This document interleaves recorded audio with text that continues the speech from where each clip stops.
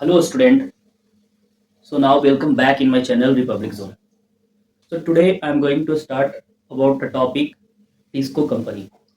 तो आज हम लोग टाटा कंपनी के बारे में समझेंगे। ये इंडिया ही नहीं बल्कि वर्ल्ड वाइड का आयरन और स्टील कंपनी का सबसे बड़ा इंडस्ट्रियल एरिया है। तो अगर हम जाहिर सी बात करते हैं एक आयरन स्टील कंपनी का, तो उसमें वर्ल्ड वाइड नाम होने के साथ साथ ये कंपनी विश्व के 26 अलग अलग देश में भी मल्टीनेशनल जिसे बोलते हैं, यानी not only a single country, it deliver in a different different different country. Approx 26 country में ये मल्टीनेशनल कंपनी, लेकिन सबका जो हब जहां से शुरुआत होता है, ये कंपनी जो टिस्को कंपनी है, टाटा कंपनी है, वो इंडिया के जमशेदपुर से शहर हुआ। इसके हिस्ट्री को समझेंगे, इसके सफलता को समझेंगे और इसके जो रन करने वाले लोग हैं उनके बारे में समझेंगे।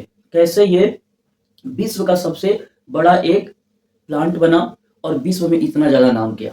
सो जब हम बात करते हैं टाटा स्टील लिमिटेड, यानी कि टाटा स्टील कंपनी की बात करते हैं, तो Tata steel limited is an Indian multinational company. Tata steel company जो है एक इंडियन मल्टीनेशनल कंपनी है जो पूरे विश्व में अलग अलग देशों में विकसित है। And it is a steel making company जहां पे स्टील बनाई जाती है। And it is based in the Jamshedpur. ये कहां पे है? जमशेदपुर में, जो झारखंड में पड़ता है, भारत के झारखंड में। मैं आपको बता देता हूं, ये झारखंड सन 2000 ईस्वी सिंस 2000 तक बिहार का पार्ट हुआ करता था। नाउ अगर इसका हेड क्वार्टर इस कंपनी का देखा जाए तो मुंबई में बनाया गया है। और Tata group is the parent organisation. ये जो टिस्को कंपनी है उसके पेरेंट्स ऑर्गेनाइजेशन का नाम है टाटा ऑर्गेनाइजेशन। एंड वही अगर हम बात करें कि ये फॉर्म कब हुआ था, किसके द्वारा हुआ था, कहाँ हुआ था, तो टाटा कंपनी जो है, टिस्को कंपनी जो है, इसका स्थापना 1907 में, टिस्को फॉर्म्ड इन 1907 इन जमशेदपुर। वहां एक छोटा सा ग्रामीण क्षेत्र था, रिमोट एरिया, जिसे हम बोलते थे सांची।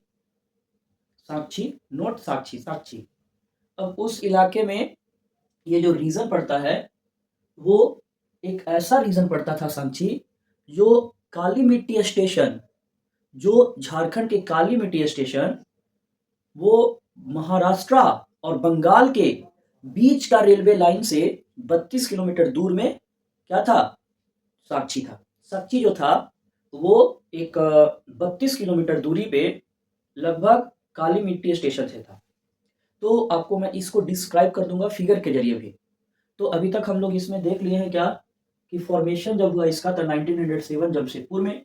और किनके द्वारा ये हुआ था? तो जमशेदजी न्यूरनबानजी टाटा, ये जो उनका नाम था, उन्होंने ही 1907 में इसका स्थापना किया। इसको इज सेट अप एट साक्षी।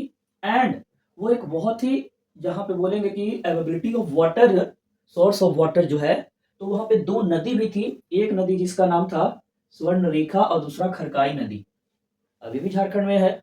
और अब हम बात करते हैं हिस्ट्री का कनेक्शन विथ ब्रिटिश। तो यस, जब 1907 का राउंड में देखा गया क्या, तो in the beginning of 20th of century, British ने क्या किया कि जो भारत में वो जो अपना कॉलोनियल पीरियड को स्टेब्लिश किए हुए था, तो भारत में अपने वेपन्स, अपने हथियार, इन सब चीज़ों को बढ़ाने के लिए मेटल इंडस्ट्रीज चाहता था। और वो पैसे दिया और प्रमोट किया किनको? तो जो हमारे देश के रतन टाटा जी थे। तो रतन टाटा जी, उन्हीं के जो वालिद कह सकते हैं, जमशेदजी टाटा। तो जमशेदजी टाटा क्या मतलब कि वो कंपनी को स्टार्ट किए। ऐसे वो ना ही हिंदू थे ना मुस्लिम थे, वो पारसी कम्युनिटी से बिलोंग करते थे, ये हम बता देते हैं। पारसी लोग बहुत ही मतलब by the brain, by the capital बहुत ही स्ट्रांग होते हैं। तो उन्होंने ही मतलब कि एक कंपनी खोला जिस कंपनी का नाम था टिस्को।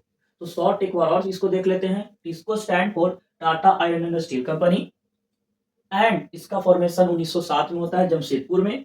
और उनको स्थापना करने वाले जमशेदजी निर्वाणजी टाटा थे। टिस्को का सेटअप किया गया था सांची नामक एक छोटा सा रिमोट एरिया में। रिवर जो है स्वर्णरेखा और खरकाई रिवर जमशेदपुर में। अभी हिस्ट्री कनेक्शन देखें ब्रिटिश के साथ, तो हाँ, इसका कनेक्शन ब्रिटिश के साथ था। वेस्ट पार्ट अगर कहा जाए तो भारत का वेस्ट पार्ट में, वेस्टर्न पार्ट में महाराष्ट्र, और इधर जो ईस्टर्न पार्ट में बंगाल आ जाता है। तो अब बात यहाँ पे ये हुआ कि जो टाटा कंपनी जो झारखंड में जब उसको स्टेब्लिश किया जा रहा था, तो यहाँ पे बॉम्बे का शहर और इधर कोलकाता का शहर, और बीच में ये जो रोडवे लाइन जो था, और साथ साथ में रेलवे जोन भी जा रहा था। तो रेलवे सेक्टर जो कनेक्ट करता है बॉम्बे को और कोलकाता को, तो उसके बीच में एक जगह आता है जिसका नाम है काली मिट्टी स्टेशन, झारखंड। इस स्टेशन से 32 किलोमीटर दूर, कितना किलोमीटर दूर, 32 किलोमीटर दूर पड़ता था सांची। यहाँ पे इस पूरे एक प्लांट एरिया को एस्टेब्लिश किया गया 1907 में। तो यही आपको स्ट्रक्चर समझना है, जिसके कारण ट्रांसपोर्टिंग कम्युनिकेशन बहुत तगड़ा हो गया। जैसे रॉ मटेरियल अगर मंगवाना हो वेस्ट बंगाल से, तो वो रॉ मटेरियल आ जाता था। अब उसके बाद फिर अगर वो एक फिनिश गुड में तैयार कर दिया गया, न्यू प्रोडक्ट बनाया गया, स्टील बनाया गया, तो उस गुड्स को क्या किया जाता था, बॉम्बे भेज दिया जाता था। बॉम्बे से पोर्ट के जरिए समुद्री रास्तों के तहत उसे दूसरे कंट्री में भी भेज दिया जाता था। और उसी तरीके से अगर वो फिनिश गुड होकर के कोलकाता तरफ भेजना है बेचने के लिए, तो उधर भी एक्सपोर्ट करवा दिया जाता था। यानी कि एक्सपोर्ट इंपोर्ट जो हो रहा था, लाइक रॉ मटेरियल मंगवाने का और फिनिश गुड प्रोडक्ट को भेजने का, ये बहुत ही इजी हो गया। कहाँ पे, टिस्को कंपनी जब खुला, तो यही आपको एक तरफ बॉम्बे सपोर्ट करता था, एक तरफ कोलकाता, और बस स्टेशन जो था इस प्लांट एरिया से मात्र 32 किलोमीटर दूर था। इसे आप स्ट्रक्चर वाइज या फिर फिगर वाइज आप अपने कॉपी में उतार भी सकते हैं। वो कौन कौन से ऐसे मुख्य फैक्टर रहा जिसके कारण जमशेदपुर को एक तगड़ा प्लांट एरिया चुना गया। हमारे बिहार को भारत के 28 अलग अलग राज्य था और उसको भी नहीं चुना गया। भारत को ये अगर माना जाए तो झारखंड को ही क्यों चुना गया, तो वो देखते हैं वो स्पेसिफिक रीजन जिसके कारण जमशेदजी टाटा और जो जब इस्टेब्लिश किया जा रहा था, तो उसको झारखंड को क्यों चुना गया। तो समझने की कोशिश करते हैं इस बात को। तो सबसे पहले अवेबिलिटी ऑफ रॉ मटेरियल चाहिए, वो मिल जाता है। अवेबिलिटी ऑफ वाटर, वो मिल जाता है। Availability of hydro power plant यानी कि इलेक्ट्रिसिटी चाहिए, वो भी मिल जाता है।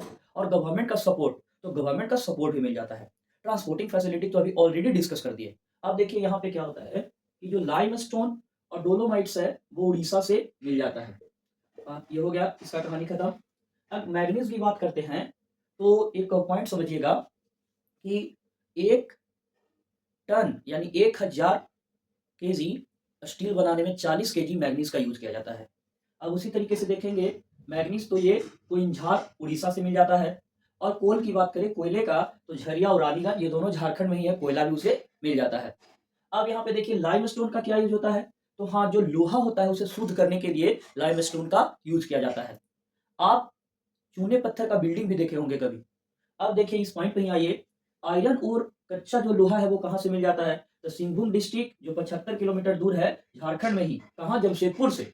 और मयूरभंज से क्या मिल जाता है, उड़ीसा से, यहाँ मिल जाता है आयरन ओर। यानी कि सब कुछ, लाइमस्टोन मिल गया, डोलोमाइट्स मिल गया, मैग्नीशियम मिल गया, उसके बाद कोल मिल गया, आयरन ओर मिल गया, तो इन सब चीज मिल जाता है, सारे रॉ मटेरियल मिल जाता था। ट्रांसपोर्टिंग फैसिलिटी बहुत अच्छा था, मुंबई को भी कनेक्ट कर जाता था 32 किलोमीटर के बाद, और वेस्ट बंगाल कोलकाता को भी कनेक्ट कर जाता था।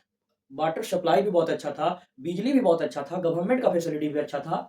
So that alls are the reason for establish the Tata company, TISCO company, means iron और स्टील कंपनी। तो ये वीडियो अगर पसंद आया होगा तो लाइक का बटन को छू ले, और